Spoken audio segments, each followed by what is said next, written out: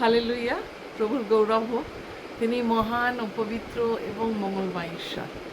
এটা কি আমরা উপলব্ধি করেছি? যারা বিশেষ করে সংকট, দুঃখ, সমস্যার মধ্যে দিয়ে যায়, তারাই এটা ভালোভাবে উপলব্ধি করেছে যে ঈশ্বর মঙ্গলময়। আজকে ইম্মানুয়েল পুস্তিকায় যোহন লিখিত সুসমাচার 2 অধ্যায় লিখছিলাম জলকে দ্রাক্ষারস করার বিষয়। প্রভু যিশুকে তারা বিয়ে বাড়িতে নেমন্তন্ন করেছিল এবং তিনি সেখানে ছিলেন। আর তখনই তাদের একটা ক্রাইসিস দেখা দেয় যে তাদের বিয়ে বাড়ির দ্রাক্ষারস শেষ হয়ে যায়। যদিও মা যখন তাকে এসে বলেন তিনি মানে আমার সময় হয়নি, কিন্তু তিনি এত করুণাময় ঈশ্বর, নিজে যখন ওই বিয়ে বাড়িতে উপস্থিত ছিলেন তিনি নিজেকে আর সংযত রাখতে পারেননি। তিনি জলকে দ্রাক্ষারসে পরিণত করেন।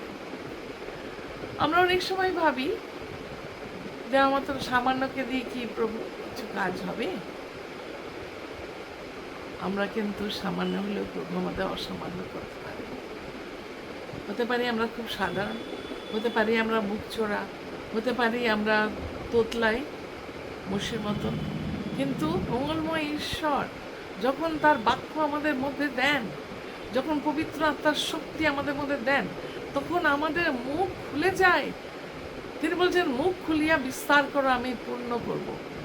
আর আমাদের হৃদয়, মন সব প্রভুর বাক্যে আপ্লুত হয়। তখন আমরা কেউ নিজেদেরকে ধরে রাখতে পারি না। করুণাময় ঈশ্বর, আপনি কখনো নিজেকে সামান্য বলে পিছিয়ে থাকবেন না। আমাদের সকলের দায়িত্ব যেন আমরা তার বাক্যকে অন্যদের কাছে পৌঁছে দিই। অতএব সবসময় প্রভুদের সমর্পিত। তিনি করুণাময়, সমর্পিত হন তার জন্য, তিনি আশীর্বাদ, তার মঙ্গল আমরা উপলব্ধি করি। ধন্যবাদ তার নাম।